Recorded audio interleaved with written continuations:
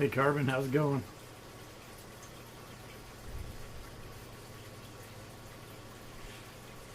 Trying to check my Twitch, make sure it's going through. Evidently it is.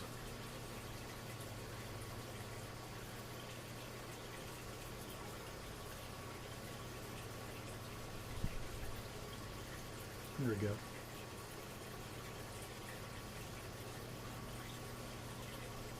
I got dressed up for y'all today.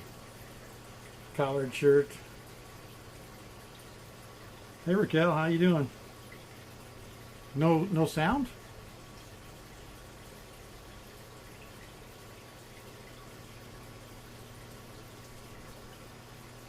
Okay, it's coming through now. It was lagging or something, I don't know. Okay. Hey Ghost Badger, Drogo, KO, Zundrill. Yep. Fish everywhere. We're gonna try to wait for Carbon's mama to come in. Hey RB, how's it going? Morning. Tuesday morning. Hey Clunkin. Glad you're here. Good to see you.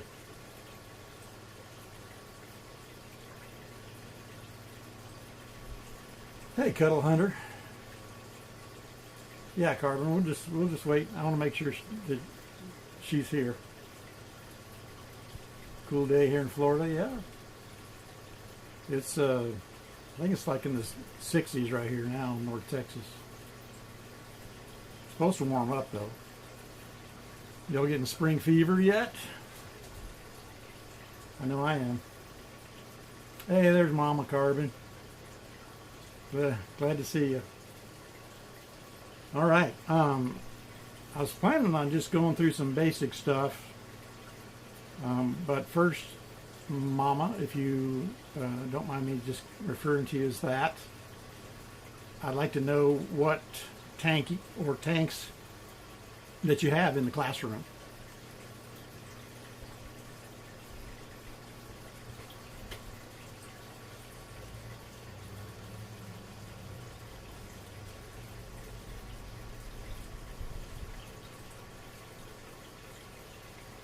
And we'll start from there. Or any questions out of the...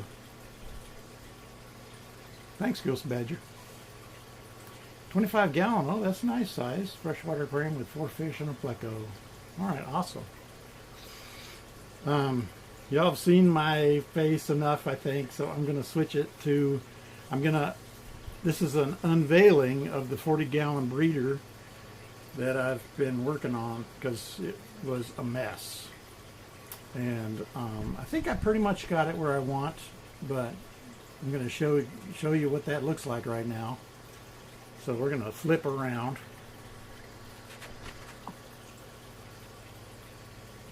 And there we go.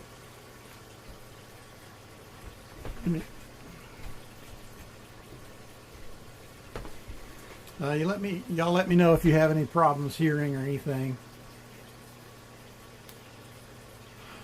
So yeah, this is a 40-gallon breeder.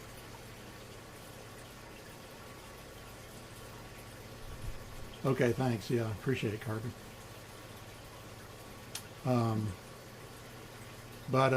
There's that big rock in the middle. This is something I don't suggest to beginners. That big slab right there weighs about 40 pounds by itself. So one slip in putting it in there and you've destroyed your tank. So I put it in there by myself. Did not have a problem, but anyway, I like to use natural stuff wherever I can. All the plants are live. I don't have any artificial plants. You could argue that there's good points and bad points about artificial plants for sure, and between artificial and real. And it took me a while to find some real plants that I didn't kill.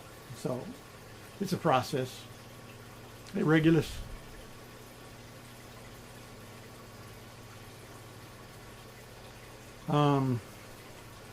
But we're here for Mama today, this morning, because we want to make sure that her and her class are successful with their 25 gallons. So I'm gonna go over some basic stuff. What kind of real plants do you recommend for beginners? Yeah, Mama. What you're looking at right now is really a really great plant. It's called Anubis. I think it's Anubis. Big broad leaves. It can tolerate lots of different pHs and temperatures. It's a really hard plant to kill. Yeah, Anubis, there you go. Yeah. The one thing to remember about Anubis, though, and I don't know if you can tell, but you do not plant them in the substrate. You attach them to rock or wood, and you can tie them on with fishing line. Usually it's about the best deal. The roots will grow onto whatever you tie them onto, but they do not like to be planted per se. Carbon says, could you talk a little about the difference in artificial and natural plants in your tank, pros and cons for both? Yes, Carbon. So basically, artificial are super easy. You buy them and throw them in. Of course, they're never going to die on you. They come in all kinds of different colors. So if you want to go that way, hang on a second here. I have some artificial stuff.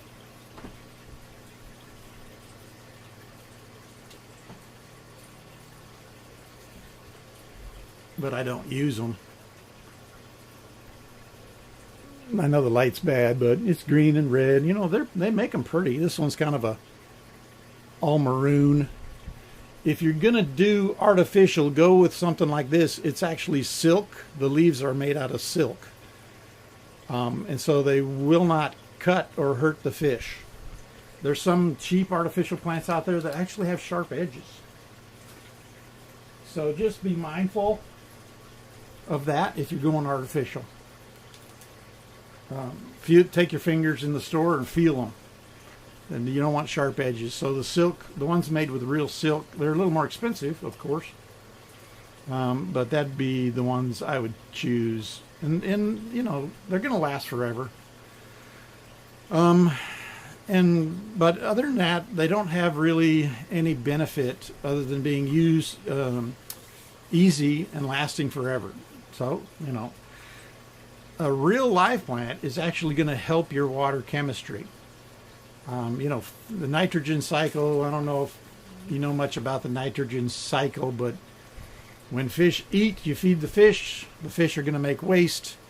That waste needs to be taken care of by bacteria, and there's like 2 different kinds of bacteria, minimum, that will break it down in the filtration system.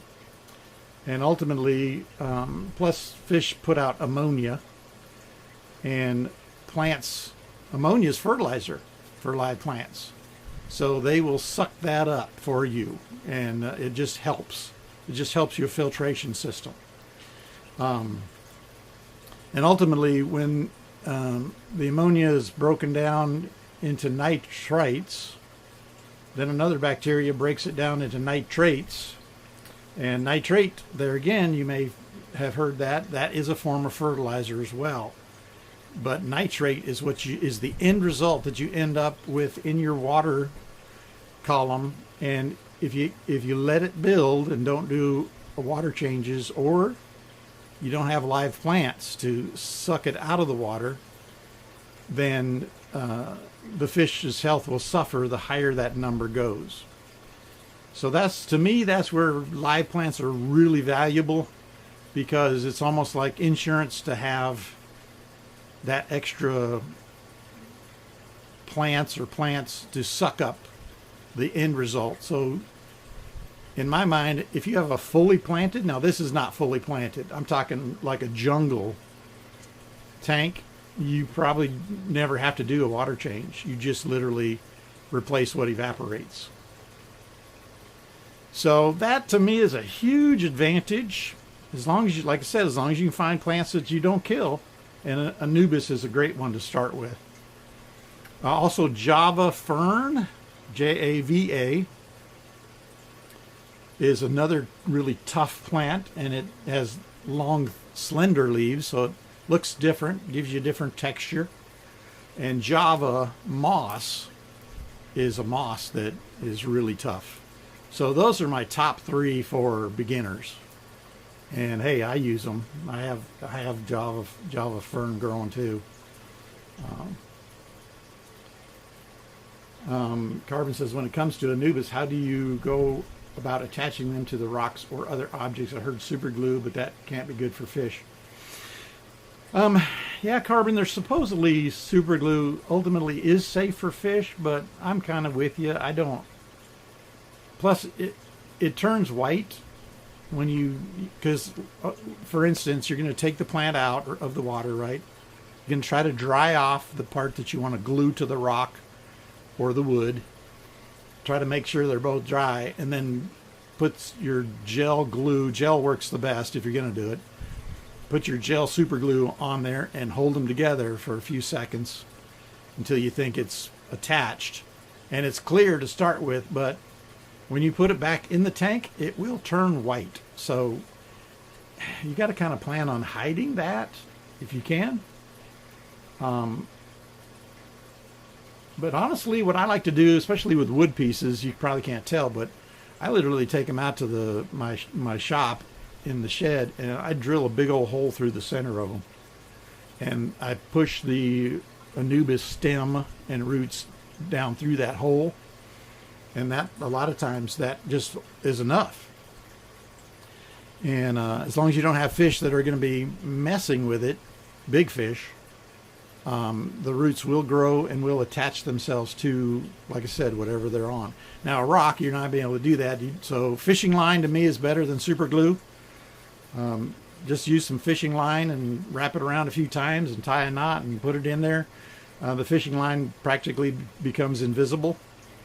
Do not use yarn to do the same job. I learned that the hard way. Fish's fins can sometimes, especially catfish, can get stuck in yarn, and they can struggle and struggle, and if you don't notice to free them, they will die. So make sure it's fishing line, super glue, or drill a hole in the wood. Does Java fern or moss also get attached to the wood? Yes. Yeah, Java fern is like the Anubis. It needs to be attached to something as well. Java moss just kind of floats around. You could technically attach it to something to give that rock or that piece of wood a green patch on it. Some people actually use spider wood in their tank. I don't have any to show you. Not any good pieces, but it can be cool to make it look like a tree. Wood, and then up at the top tie on some Java moss, and all of a sudden you have a little tree in your tank. Hey, movie. So that's the difference between live plants and artificials. Mama, what? Oh, we have a question in class. Can you buy moss at the pet store? Yes. You can buy Java moss. Yeah, all three of those you can get at the big box pet store. Anubis. Now, Anubis is going to be, the bigger the plant, the more it's going to cost. So if you have to, start off with a little one. Anubis is really a slow grower, so don't expect it to just go crazy. Java fern and Java moss, they're all slow growers, but what the good thing about it is it means they're slow diers. So if your tank isn't the greatest, it'll take them a long time before they actually die. They are really tough, and they will fight and fight and fight. So just try to give them enough light, and they will stay alive for you. Hey, Octane. So many fishies. Yeah, there's Cory catfish in here. Panda Corys, they call them. Neon blue rasboras are the small fish with the little blue that you're seeing, hopefully. those two little white guys are running around. Those are platinum Madakas, rice fish.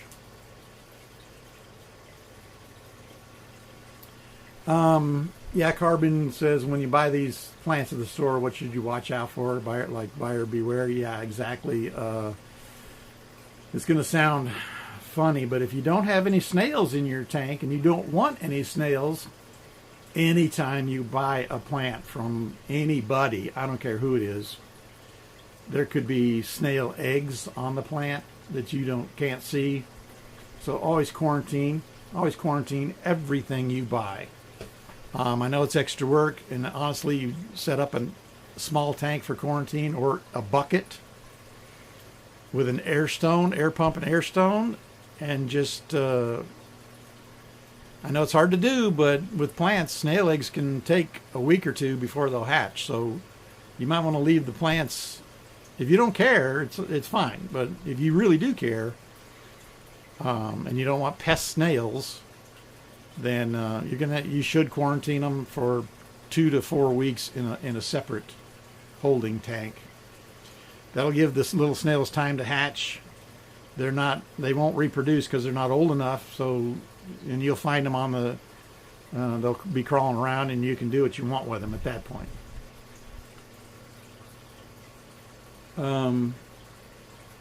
Ghost Badger says, what kind of fish is the biggest one you own? Probably the L236 super white pleco. They get about 6 inches. Bristlenose can get 6 inches too. But yeah, I don't have anything that gets bigger than 6 inches. All of our tanks are pretty much geared towards smaller stuff. Movie says, my wife has a couple of guppies and a suckerfish. Yeah. Just watch out if that suckerfish is a common pleco that the big box stores sell you at 2-3 inches, he'll get huge on you. Carbon says, if snails do occur, is there a way you recommend getting rid of them? Yeah, that's why it's in the fish hobby, an ounce of prevention is worth a pound of cure, and that could not be truer in the fish hobby. Because if you get an infestation of snails and you don't get around to working on them, they'll overrun the tank, and it can have detrimental effects. Snails can be beneficial if you keep them under control, but most people don't.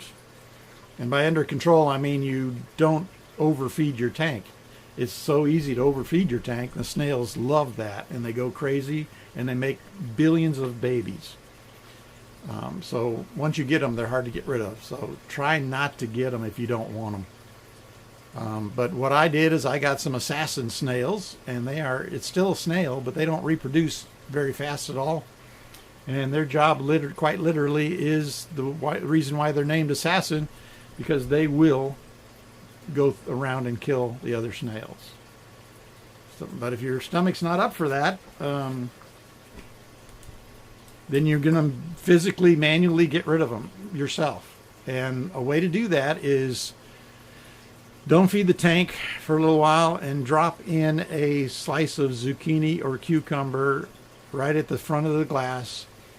Give it about an hour, and it'll be covered in snails, and you literally just use a net and scoop it out, clean it off into a separate container, and rinse and repeat, and you'll get rid of a lot of snails that way. If you don't want them, a lot of people in your local town who have puffer fish love to buy them from you. Granted, you're looking to get rid of them, so literally sell them for a penny a piece. You'll have 100 snails. You can sell them for something. We have a dwarf albino bristlenose pleco. I don't know if I've heard the term dwarf. I don't know if there is such a thing for a bristlenose, but he could be young. Hey, Sarah. Good morning.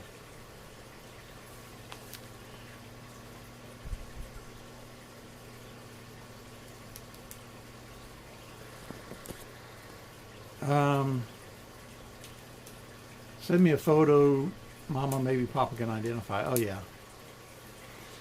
Mama, my next question was going to be on that 25 what do you have for filtration? Thank you, Ghost Badger. This is my big reveal today. Finally got the 40-gallon redone. I love the pandas in here. They just seem to be loving the place. They're swimming around everywhere.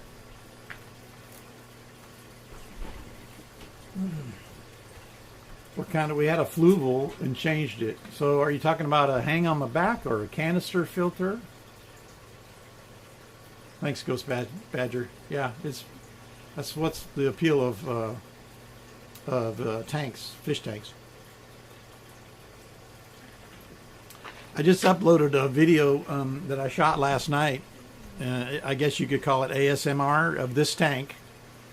It's a 30-minute video, but you literally could put it on loop if you wanted to on my YouTube, Gary's Fish Room.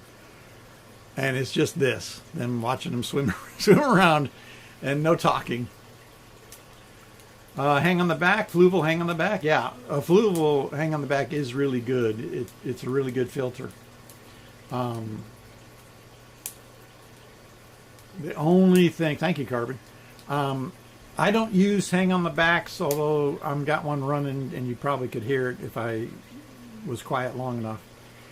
I don't use them because I don't believe in the whole filter cartridge thing where you have to constantly go back to the store and be buying those cartridges for it. Now the Fluval, I believe, is an open chamber, so you don't have to do that. You can put your own media and stuff in there. But I don't buy into the industry wants you to go back to the pet store, literally once a month and change those filters, those filter cartridges, and that's why they do it, because it's money. So I don't use them. I use sponge filters. You can kind of see to the left here, that's a big sponge filter. The hose comes down and it blows bubbles up back through, sucks everything in. There's another one in the opposite corner. I know they're unsightly, but you can do things to hide them. Like the one in the other corner, you can't even see it. So you can block them with plants. You can block them with wood.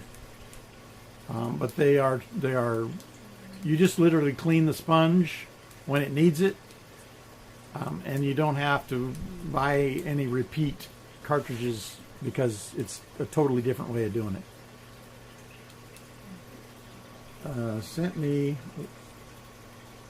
Sent you a photo on Discord. Okay. Yeah, I know they like to hide, so I'll take a look at it later. Yeah, Ghost Badger, it's all about getting you to come back, and then you might impulse buy while you're there, But I'm all about saving money where I can because I have a bunch of tanks in here. Mama says sometimes we have to do what is simple. We are moving up and trying new things. Find that hang on the back type burnout about one time a year. Yeah. And if the power goes out, they're not doing anything at all. Carmen says, how do you clean the sponge? Just rinse it off. Well, here's the deal.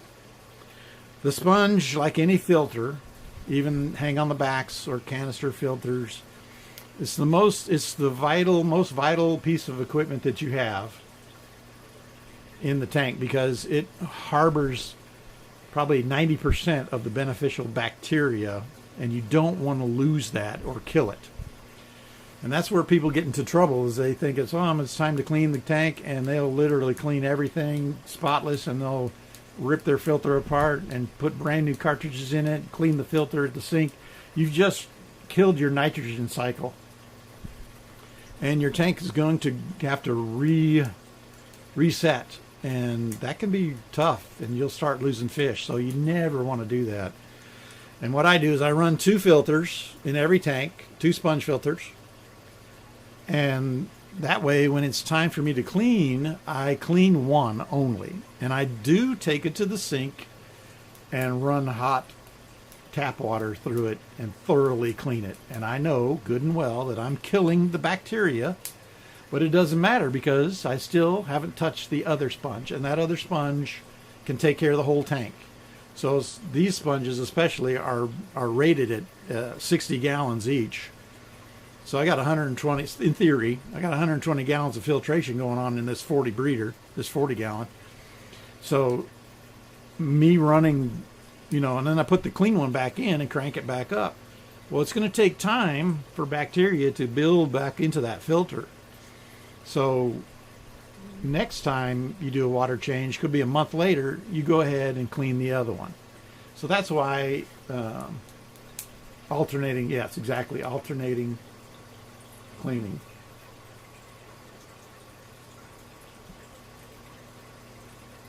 Can you show us the diaphragm of the sponge? I can grab one. Let's see. Yeah, I got a brand new one here.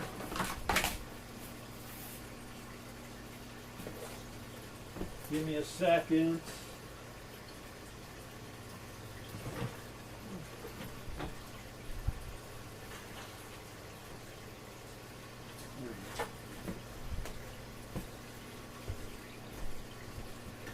All right, I'm going to turn on some lights so maybe we can see what we're doing.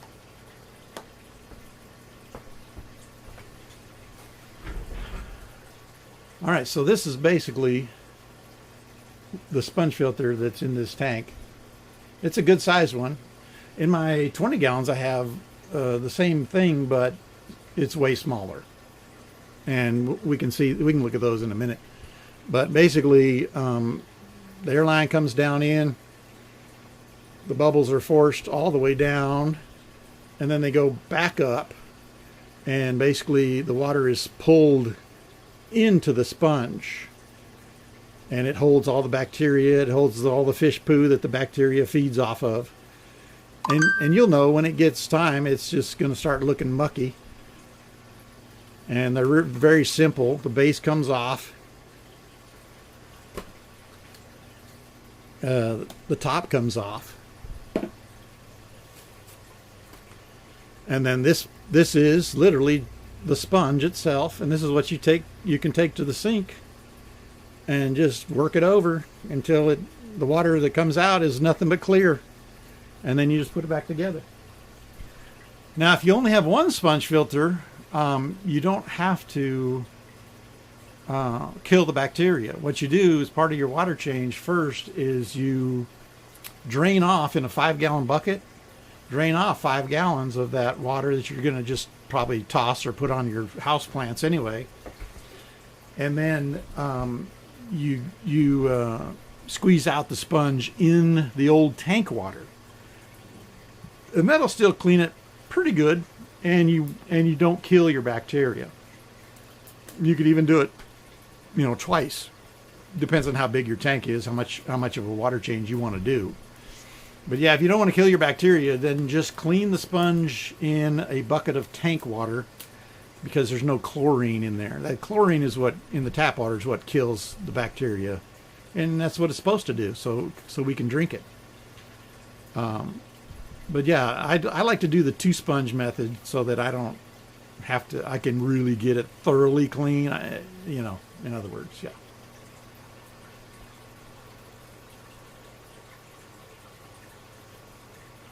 Ghost Badger says, my sister's late husband had a tank. When I lived with her, she had this one fish. I'm not sure what it was. Whoops.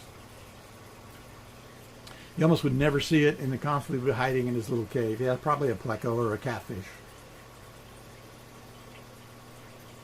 Yeah, movie. That black tube is your airline.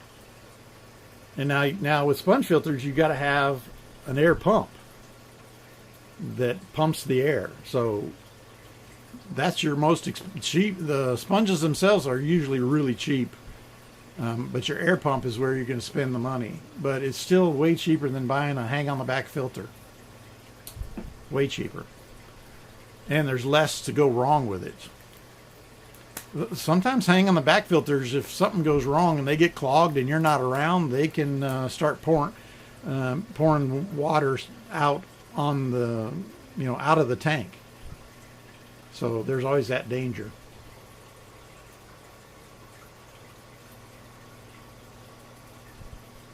Yeah, Mama, I'd suggest instead of go ahead and invest in a nice air pump and a couple of sponge filters, and it'll be less to worry about, way less to worry about. And I'm going to show you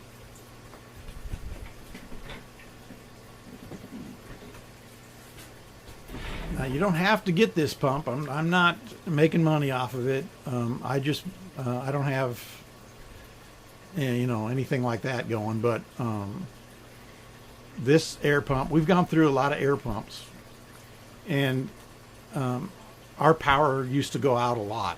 It's gotten better lately, but so we get air pumps that have built-in battery backups.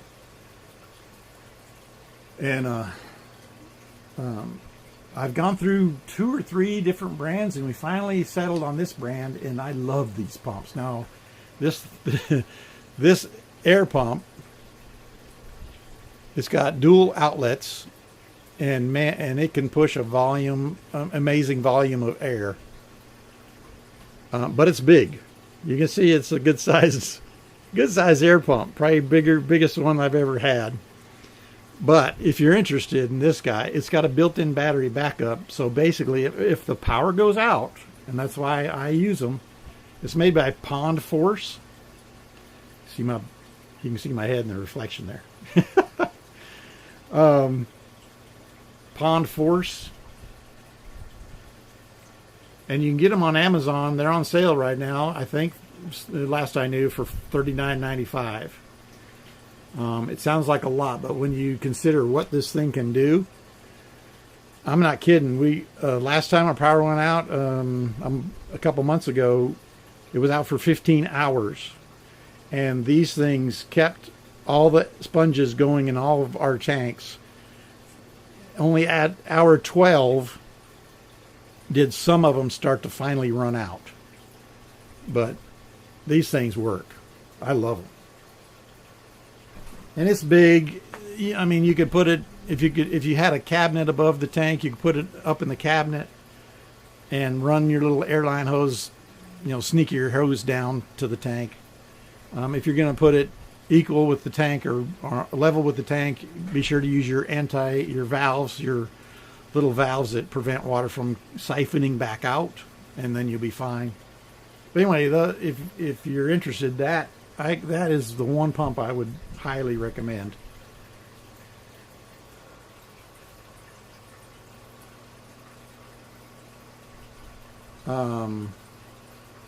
Carbon says, when it comes to water for the tank, do you... Oh, it moved on me. Do you need to use special water? Well, you can use straight up tap water. And then, of course, you treat it with your Start Right. There's different brand names for it, but basically it removes the chlorine and the chloramine. So you can use tap water. I would just start with that, and these fish here, a lot of fish that the big box stores sell, they're compatible with tap water. Some fish really love the high pH and the hard water, especially guppies. Cories and bristlenose are so tough that they can live in whatever you put them in, pretty much. You just have to do your research on what type of fish like the harder water.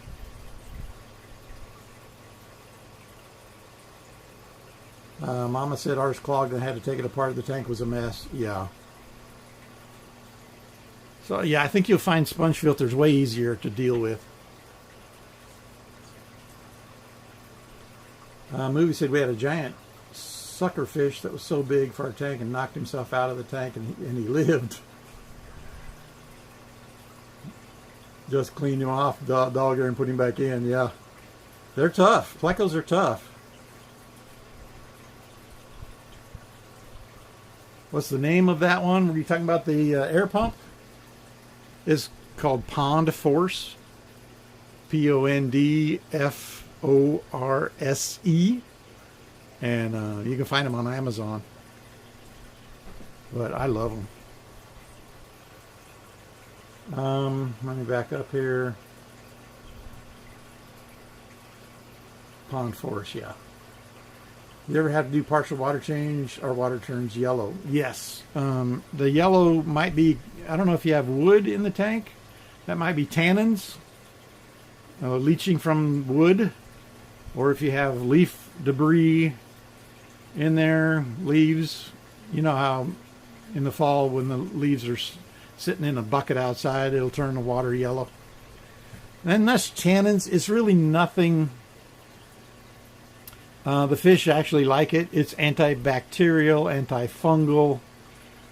So there's nothing wrong with it. It's just aesthetically, a lot of people don't like the look of it. So yeah, you can do water changes to get rid of it. Or if you still have your hang on the back filter, you put in some new carbon, and it will suck the tannins out of there and basically chemically absorb them and get rid of them. But the carbon will only absorb so much. So water change is usually the best way to go about doing it, but take your precautions with water change. Movie says, Paul, you can set up an account with Amazon to choose items and sell and get a commission. Yes, I have done that. I am an affiliate, but I have not. But that's only on YouTube videos, right? You put a link or whatever. So I got to figure out how to do that. I did sign up for it. Yeah, affiliate, yeah. So as far as getting rid of tannins out of the water, I just do water changes a little at a time, maybe a little bit every day or a little once a week. I always don't ever just change 100% of your water. That's usually a recipe for disaster. Okay, well, I'll look into it, Carbon, yeah. Yeah, social media. Mama, the temperature of this tank is 79 degrees. I do have a heater in it. I don't heat a lot of my tanks, but this one, it's going to be a display tank, yes, but I want to encourage breeding because there's a couple of plecos in there, and I want these cories to feel free to do their thing and make more panda babies. So I'm going to put it at 79 or 80, so it doesn't get too chilly. Hey, Memo.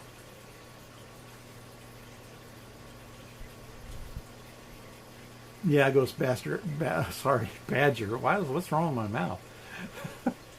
I'll look into that.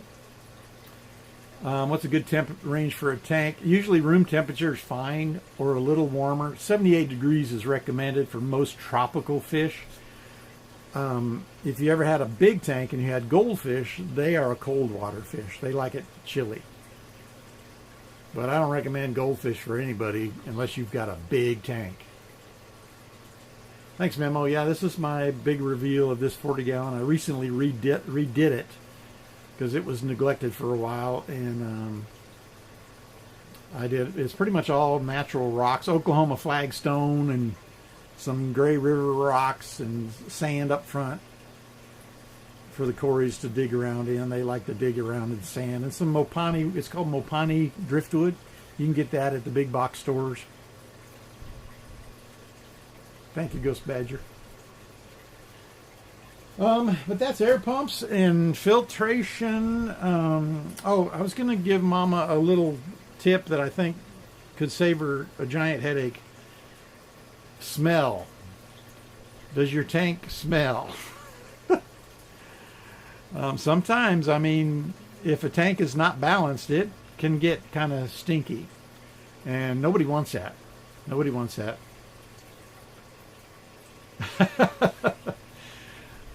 Open the lid if you got a lid on it and just take a whiff. And now it probably might smell a little bit like fish. That's okay. It's going to smell a little bit. Just a little bit. Yeah. Probably that's normal, but I was just going to give you a tip that I learned the hard way. If you ever get a kind of a rank smell coming out of the tank and almost a rotten smell, first thing you do, of course, is look for a dead fish, especially if one jumped out and it's right there, in the process of decomposing. But the hidden one that gets me got me, if you have folks that are feeding the tank flake food and you miss and the flake food lands on the inside rim, doesn't all make it to the water, The inside rim of the tank stays moist because of the high humidity, and that food will sit there and rot. So yeah, you could do it as a prank, yeah, because it's hard to find if you don't know to look for it. Yeah, it'll smell a little fishy, but it should never be anything really rank. I'm just saying, if you notice something rank, then start looking for a dead fish somewhere, or fish food that's rotting up around the inside rim of the tank. I learned that the hard way. Carpin says, when it comes to weekend feeding, what do you recommend? I mean, I feed my fish more often than once a week. So you can get into trouble if you're on vacation and you don't have anybody to feed your fish for you, or if you just really want to only feed, then they make automated little battery-powered feeders that are on timers, and they spin a canister around, and you fill it up, and it'll dump a predetermined amount of food, but you have to have the lid open or a spot where it can do it. Some people use those. I don't use them because I'm home, and I rarely use them. I think I have one laying around somewhere.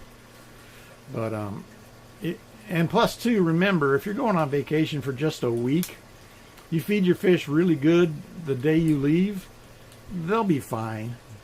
They'll be fine. They're not going to starve in a week.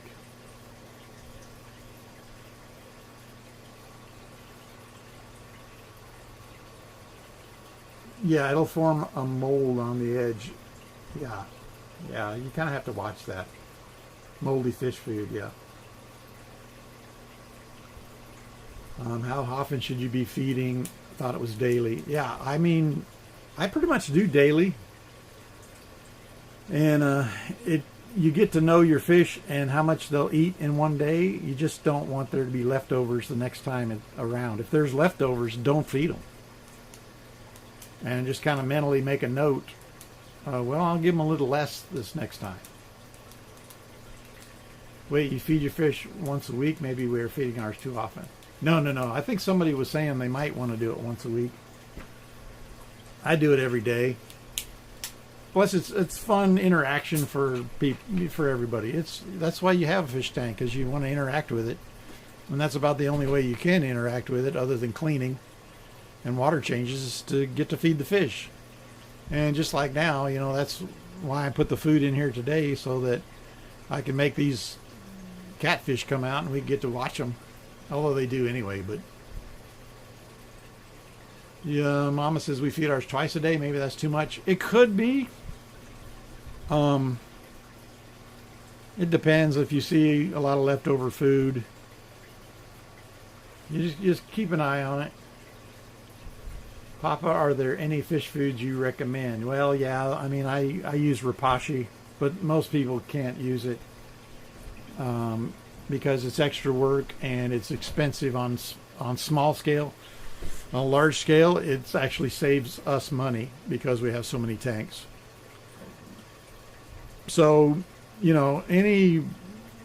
most fish foods, I would say try to pay a little more and get a higher quality one. There's Hikari makes a really good fish food. But kind of do your research on that. And plus, you got to figure out what's good for your fish. Any fish food I don't recommend, I would say just super duper cheap flake food.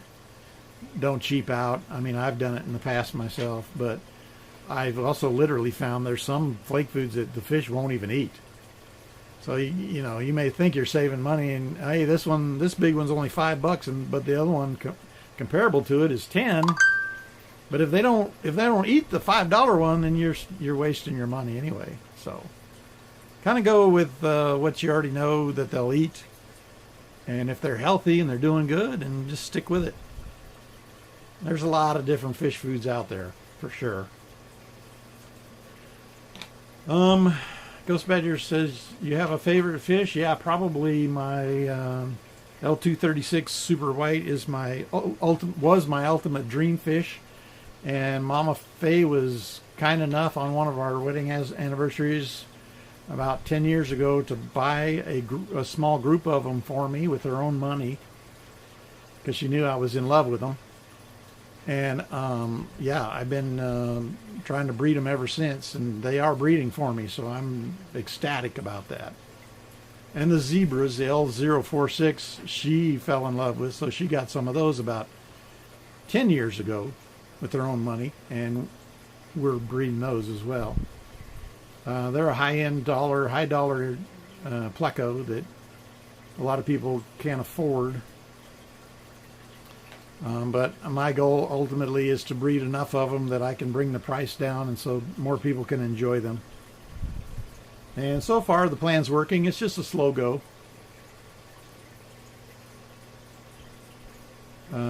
Mark wants to know if you feed the fish night crawlers. No, I don't. And mostly because, I mean, if you had a big fish in a big tank, like an Oscar or a Jack Dempsey, you know, some of these big fish, that's the way to go. They would love to wrangle a night crawler. But with smaller fish, they're too big for them. And then you what happens is you risk the night crawler actually getting away and crawling underneath something, and they don't have enough sense to know that they're going to drown, because they will drown. And then you have a big dead night crawler hiding away somewhere in your tank, and then you're going to talk about what's that smell again.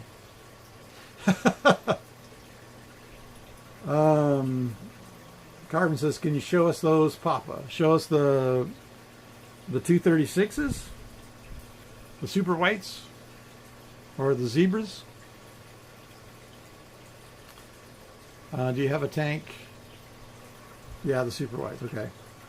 Do you have a tank with shrimp that you might be able to show us? Yes, I do. Yeah, Carby. Yeah, the super whites are awesome fish.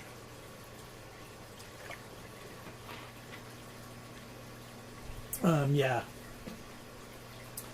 I'm not sure what the best way to do it. They're plecos and they like to hide, right? So let me think about this.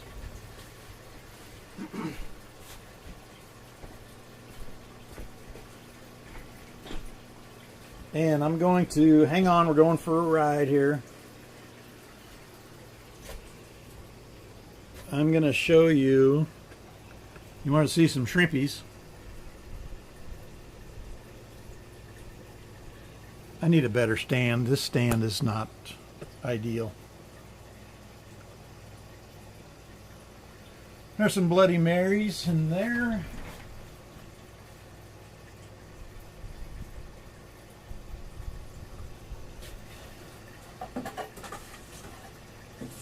Let me see.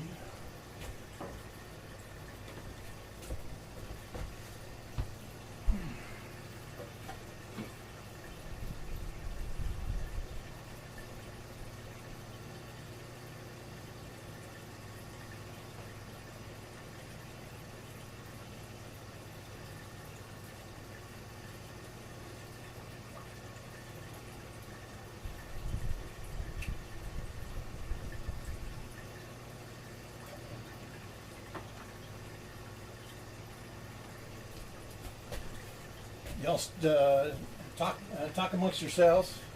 I'm gonna try, see if I can get a super white.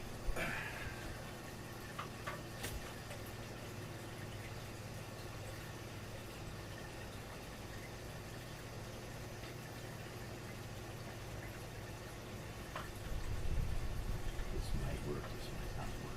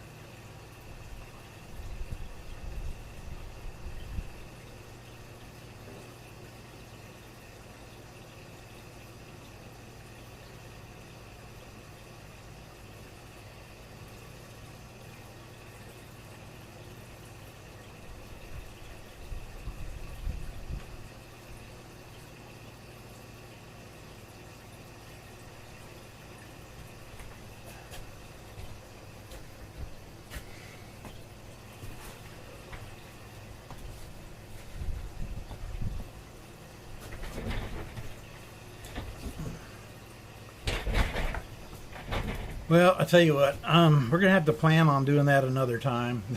they, they're not cooperating.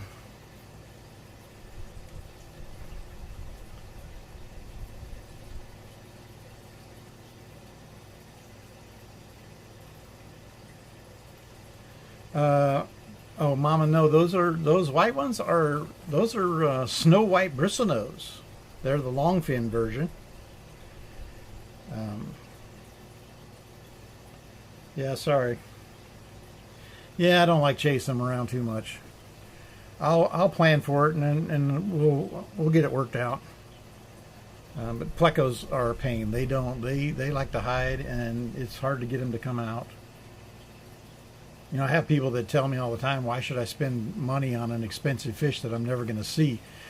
And I used to agree with that, but at the same time, you can train them. And I have trained one of my zebra tanks. I have trained them that they know that when the food comes in and the lights on and the food come down, if I sit in the chair in front of the tank and the lights are out in the room, but the tank light is on, they will come out.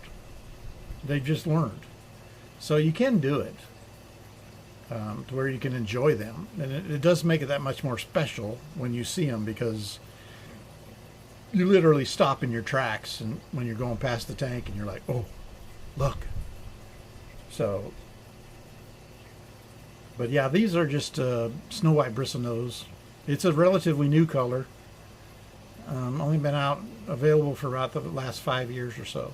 And the longfin especially, the shortfin are more common, but the longfin are not. So I drove 14 hours to get up to Iowa to get the youngsters. And when I bought them, they were this size, about 2 inches. And so I had to wait, of course, and we finally got adults, and they're going good. Yeah, shrimp, if you're just starting out, I always recommend to folks, just get you a 10-gallon kit. They're cheap at a big box store or even Walmart. Now, it might come with a hang-on-the-back filter, but you could switch to sponge filters later if you wanted to. And just do a little planted tank. Start with your plants first. Shrimp don't do well in a new tank. So get the tank going, get some plants in there, feed the plants a little plant food, get them going, and then after about a month, or better yet 2, go buy your shrimp. And leave the light on so there's algae growing, so the shrimp love to eat algae. So you can do it if you're careful, and you can be successful with it. Carbon says, do you need to worry about inbreeding with fish? You know, it's one of those things I believe is unavoidable. Unfortunately, I don't have a lot of deformed fish, so you kind of just roll with it, and until you start having a problem. But the bristlenose are inbred to the heck anyway, because they're bristlenose, and to get all the different colors you have, they had to selectively breed them, and sometimes that meant inbreeding. Yeah, Mama, you can get plant food for plants, especially if you're just starting a tank. If you already have an established tank and the substrate has a lot of you think has a lot of fish poo in it, then you don't need to feed the plants. But I'm just saying, if you're starting a brand new tank, you probably should you can get liquid fertilizer plant food, and make sure you're doing the aquarium type, not kind you would put out in your garden, because it's way low dosage compared to what you'd use outside. But you can get liquid, or you can buy little tabs that, especially if you're using a rooted plant, you can put the tab in the gravel, the substrate, and then plant the plant roots right on top of that tab, and that'll give it the fertilization or the fertilizer it needs to get it off to a good start. Um,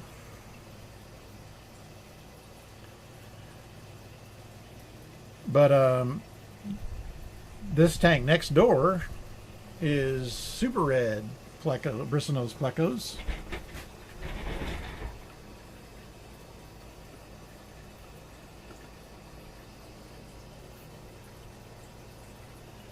These are short fins.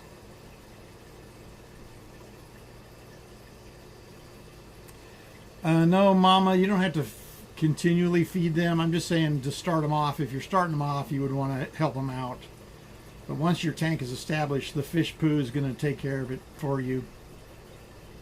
They'll be fine. Yeah, Carbon, there's red crystal shrimp in here. Look at all of them.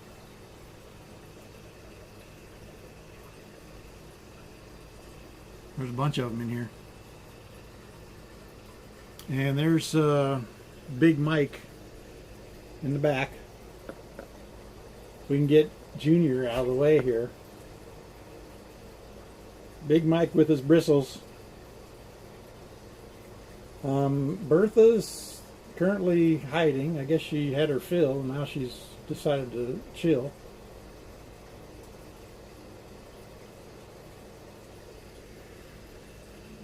Yeah, the red crystals are gorgeous little shrimp.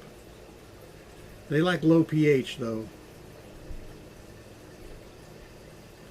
Yeah, he's good size. He's probably 6 inches total, probably, and very, very hefty, very broad. But these are their youngsters. I'll be selling these real soon. They are already getting past the size that I sell them at. They don't go for a lot, but people still love them. All right, hang on, bear with me. This tank is still got some young snow whites, long fins growing out. But most of these, some of them aren't up to par, but these shrimp are blue dreams. Sometimes it's hard to see the color. But they're, we try to go through them and pick out the best. I think there's some in here I need to remove and put them somewhere else.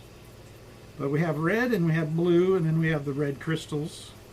Oh, there's a, hang on, there's a starlight baby out front here. I probably should just take this phone. Hang on, let me just take this phone out of the holder.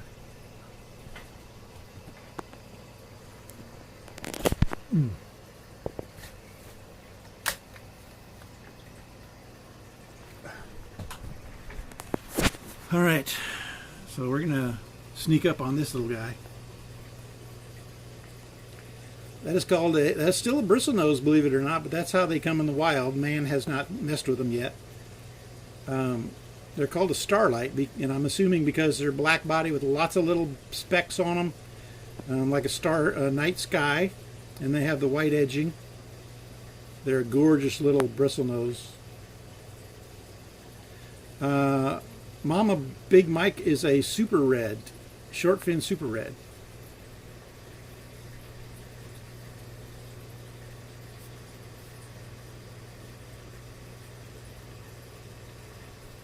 Yeah, most people fall in love with the starlights.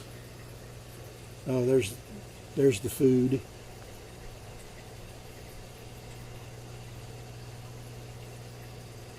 They are a pretty fish.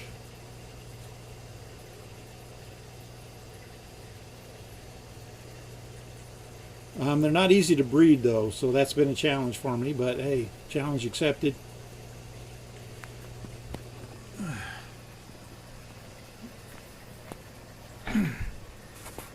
And then I was going to see if I could show you Papa. If I can not make him upset. Let's try to put some light on him. See the bristles? Oh, there he goes. You see he still has the white edging. And it's hard to, you probably can't see it, but he still has the white dots.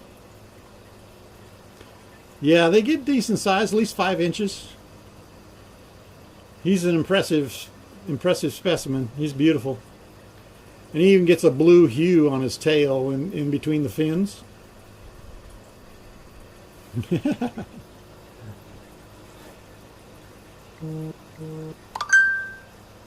And then let me show you real quick. We have some red lizard. It's still a pleco, but it's a little more prehistoric looking.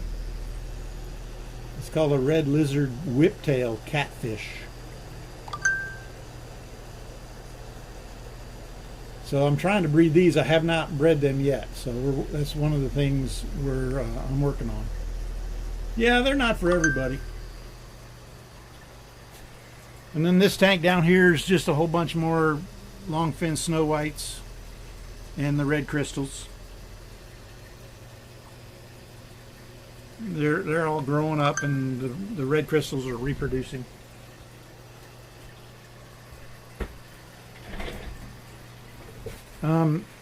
There is I scared him out. He's not white like he should be because he's stressed right now because I was chasing him around. But that is a 236.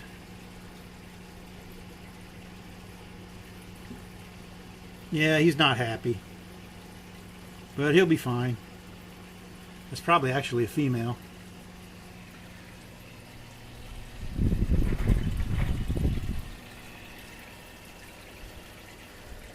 And I don't know if you can... No, you probably can't see. Yeah, there's one back in that cave. But anyway, that's about everything in my fish room. Now we have tanks everywhere else too, but this is a little 2.5 gallon that I was getting an algae problem. You can see the algae. So I put a little young super red pleco in there, and that's what his job is, to clean all that for me. But it's got red shrimp in it. But that's pretty much it. But I need to kind of read what y'all have said because I'm behind on that, I'm sure. Sorry. Let's go ahead and slip this in here real quick. There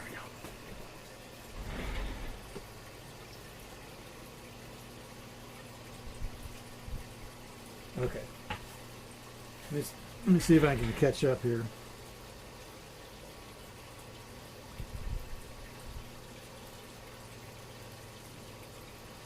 Yeah. My working on getting them to breed would be me looking at the tank and say, "Go on, guys, have a sexy time." Yeah, it's all about making them fat and happy. Is that duckweed I saw? No, I have. That is frogbit. It's basically a giant version of duckweed. Duckweed to me is not what you want in any of your tanks because it's so hard to get rid of. It goes everywhere.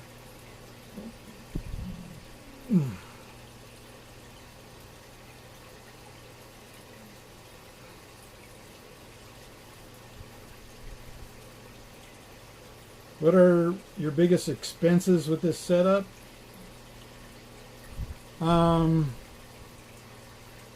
I don't know. I mean, initially the tanks and the fish are your biggest expense, just getting started. What I like, another reason why I like the sponge filters over the other filtration systems is the air pump. It takes so little electricity to run an air pump compared to a hang on the back or a canister filter. They take a lot more power because they're moving more water. But you can move a lot of water just with air.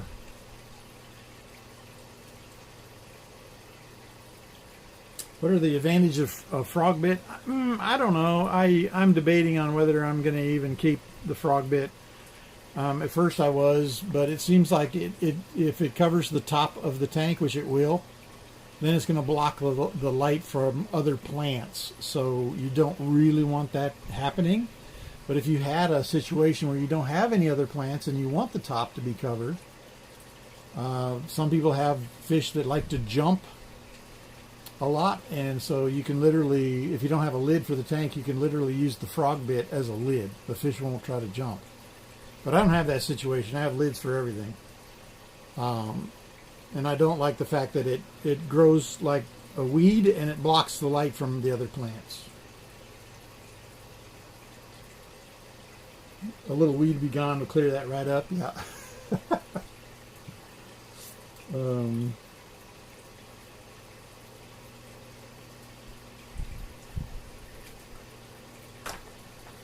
All right, I think I'm caught back up. The other thing I was going to bring up for Mama, in case, because it just, I know you're talking about having one tank, but if you have more, it's easy to lose track. So what I've done is I've got these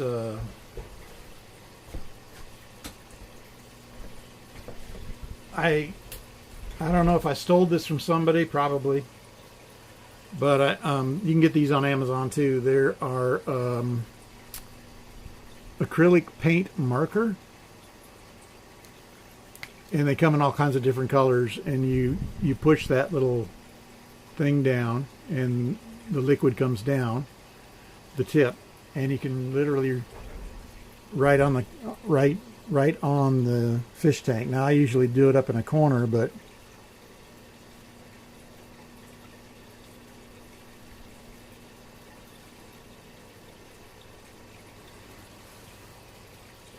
what I do is I when I do a water change, I write the date on the tank that I did the water change, and any other information I want on there, and that way you don't have to remember or write it down anywhere else.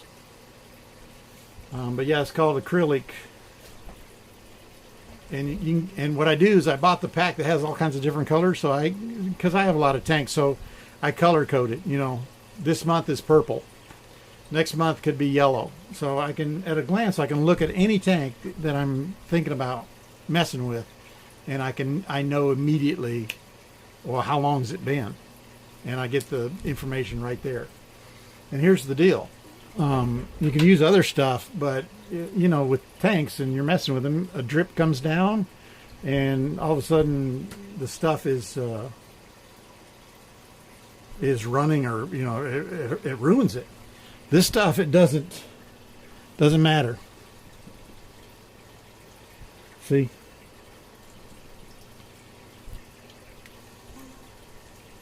I got water all over it. So, how fish tanks are, you get messy. But see, it's not rubbing off. It's really good. But at the same time, then at that point you might say, well, what if you need it off? So, real easy. Mr. Razor Blade.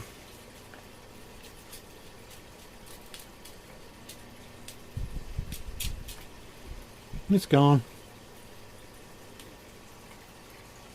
Can't tell it was there. So that's a little tip for you that I like to do, because if you don't write it down or you lose a piece of paper, you're going to alcohol probably would, if you didn't want to use a razor blade. Yeah, I think I used Windex one time. Anything like that we'll take it off. Well, yeah, but I don't like chemicals around my fish tanks. Spills happen or something, something happens and boom, so I avoid any chemicals, bug spray, anything. I don't even burn scented candles anywhere around a fish tank. Yeah, it'll thin the fish too.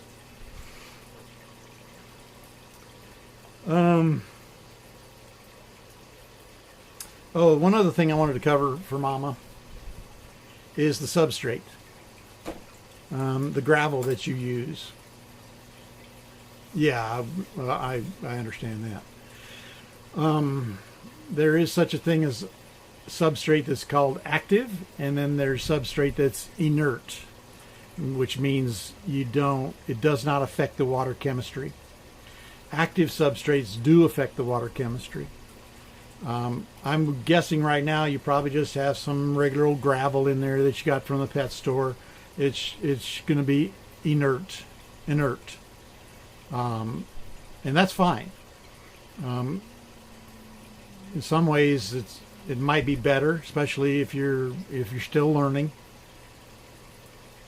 Yeah, it's not going to have any effect on the water. So but you do need, because of that, you're gonna keep track of your water, and you might you probably just do tap water and do your thing, and that's fine. But if you ever wanted to get a fish that maybe liked a lower pH, then you can buy not gravel. You can buy a substrate, which I have in here by the ton, that will actually lower the pH. You can also buy crushed coral that'll do the opposite end of the spectrum. It will raise your pH and make the water harder, which guppies love hard water. They do better in hard water. There's a few fish that love. African cichlids love hard water. You almost have to have hard water for African cichlids. But 9 times out of 10, you want to keep the pH around 7, and you have regular gravel, and you don't have to worry about it. I just mention it because it could happen. There's certain rocks you can buy, so you got to be kind of careful with that. If you bought a big rock and just because it's cool, but it might actually affect your water chemistry. So just be conscious of what kind of gravel or what kind of rocks you might put in your tank. It's just something I thought I'd mention. Ghost Badger says, did it take long to get this tank set up like this? I mean, it was a process to tear it down because it was a total disaster, and I totally didn't want stuff that was in there. So yeah, I mean, it took a while to take everything out, put it in buckets, take the fish and move them somewhere else, drain the tank, take it outside. Jordan helped me carry it outside, and we hosed it out. And I threw away the substrate that was in there because I wanted to do sand.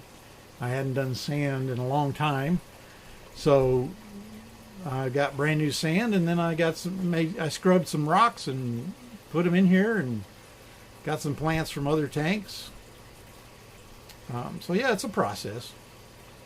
But the sponge filters already were running in another tank for like 7 to 10 days ahead of time. They were brand new. So I didn't want this tank. I wanted to put stuff in it right away, pretty much right away. So I ran those in other tanks so that they could accumulate good bacteria in them.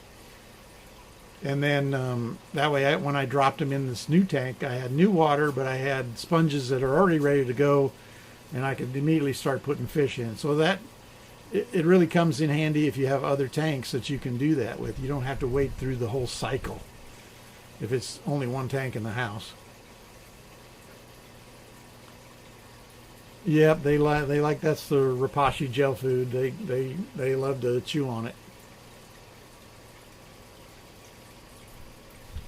Mama says, I don't feed our Pleco. Should I be feeding him? I no longer have an algae problem. He does a great job. Yeah, I mean, he's gonna get leftovers, but you kind of probably should maybe have an algae wafer of some sort. Just give him in a 25 gallon, and there's no algae growing on the sides anymore because he did his job. That's great. But I would probably take an algae wafer, break it in half, and maybe give it, or even a quarter. Depends on if the other fish, I forget what you said. You got a couple guppies in there? They're going to peck on it, but they're not going to eat it. So if you're feeding every day, I'd probably most of your algae wafers are about the size of a nickel, some a dime. Give them at least a quarter of an algae wafer every day. Just drop it straight down front so to see if he comes out. Not sure what kind of fish they are. They look sort of like angelfish, but they aren't. Yeah, I'd have to see a picture of them, then I could probably tell you. I think we talked about most of it. I know it's difficult to quarantine, but if you've already got an established tank and you don't want to risk it, you should quarantine. Any newcomers, even plants, like I said before. Quarantine. Even if you have to do it in a bucket, quarantine. Get an air pump, an air stone, throw them in a bucket. Let them live in the bucket for a couple of weeks. You might have to have a couple of weeks is not really good because you don't have. I'll actually do a small sponge filter in a bucket that has bacteria in it. So, but try to quarantine them. Some people believe in quarantining by just observation, and I do that for the first week. But after that, I'm going to treat them with medication. And just because if you got an established tank and you got healthy fish, it's not worth the risk for them to get something. Okay, Carbon, I'll check that out.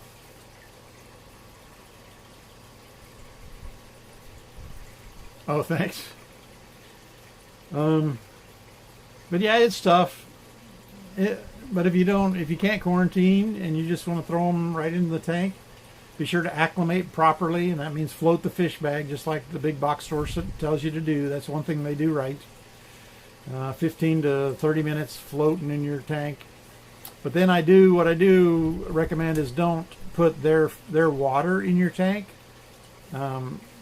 Put a fish net over a bucket, and once they've temperature acclimated, then take that bag out and put it over the bucket, open it up, literally pour the fish into the fish net without the water, and then put them gently into your tank. You don't need all that fish store water in your tank. And then just watch them, really, really watch them, see how they act for a while, and make sure you don't notice anything going on with them. If you do, then you're going to have to start worrying about trying to take care of it, which means you're going to spend money. So, is the logo for my website to resemble me or Jordy? What is it? I think I changed it today. Is it the red bristlenose?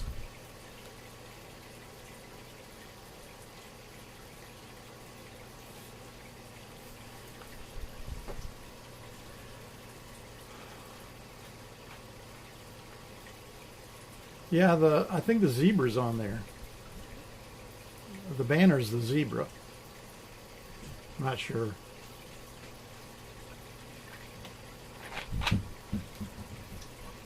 All right, folks. I think, and Mama, I hope that I've helped you out today. Yeah. I'd have to look. I don't remember, Carbon. But yeah, we might make this a regular thing on Tuesday mornings. I appreciate you being here. But yeah, maybe we might make this a regular thing. It wouldn't be a bad idea. But yeah, I'm gonna have to go. Me and Mama and I will be streaming at 1 p.m. on our race to 60. Hey, RB. Oh yeah, no, I don't expect you to, Mama. Hey, Regulus, appreciate it. Yeah, no problem. I've been doing it a while, and I don't know everything. It's the hobby. Fish keeping is a continuously learning thing, and sometimes you have to learn the hard way. But if I can help people not go through and make the same mistakes I've made, then all the better.